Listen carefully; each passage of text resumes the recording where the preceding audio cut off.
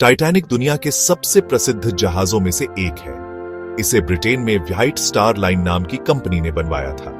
इसका निर्माण 1909 से 1912 के बीच बेलफास्ट के हालैंड एंड वुल्फ शिपयार्ड में हुआ। उस समय यह जहाज आधुनिक तकनीक का अद्भुत नमूना माना गया। लोग इसे कभी न डूबने वाला जहाज कहते थे। टाइटैनिक की लंबाई लगभग 269 मीटर थी। जहाज में शानदार सुविधाएं थीं, भव्य रेस्टोरेंट, संगीत कक्ष और महंगे स्वीट, तैराकी का स्विमिंग पूल, जिम।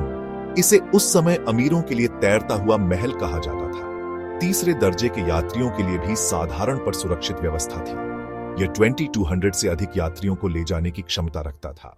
3 अप्रैल 1912 को टाइटैनिक ने इंग्लैंड के साउथहैम्पटन बंदरगाह से न्यूयॉर्क के लिए अपनी पहली यात्रा शुरू की। इसमें अमीर उद्योगपति, व्यापारी, सामान्य मजदूर और कई प्रवासी शामिल थे।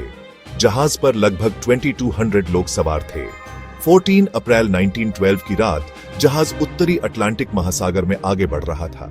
मौसम ठंडा था और समुद्र में बर्फीले पहाड़ तैर रहे थे।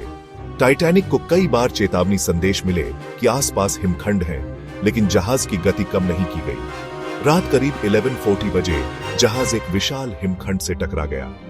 टकराने के बाद जहाज के निचले हिस्से में छेद हो गया। पानी भरने लगा। हिमखंड से हुए नुकसान ने वाटरप्रूफ कंपार्टमेंट की क्षमता को पार कर लिया।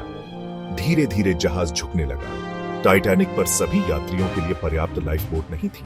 केवल 20 लाइफ बोट थी, जिनमें 1200 लोगों को ही बचाया जा सकता था। 15 अप्रैल 1912 की सुबह करीब 2:20 बजे टाइटैनिक पूरी तरह डूब गया। इस हादसे में लगभग 1500 लोगों की मौत हो गई। केवल 700 के आसपास लोग ही बच पाए। कारपाथिया नामक जहाज ने जीवित बचे यात्रियों को सुरक्षित निकाला।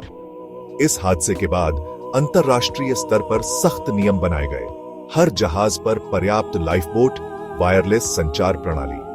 1997 में जेम्स कैमरून की फिल्म टाइटैनिक आई, जिसने इस घटना को और भी प्रसिद्ध बना दिया। टाइटैनिक केवल एक जहाज नहीं था, बल्कि इंसान के घमंड और प्रकृति की शक्ति के बीच का प्रतीक है। यह हमें सिखाता है कि प्रकृति से बड़ी कोई ताकत नहीं है। टाइटैनिक की याद आज भी हमें विनम्रता और मानवीय संवेदना का महत्व समझाती है।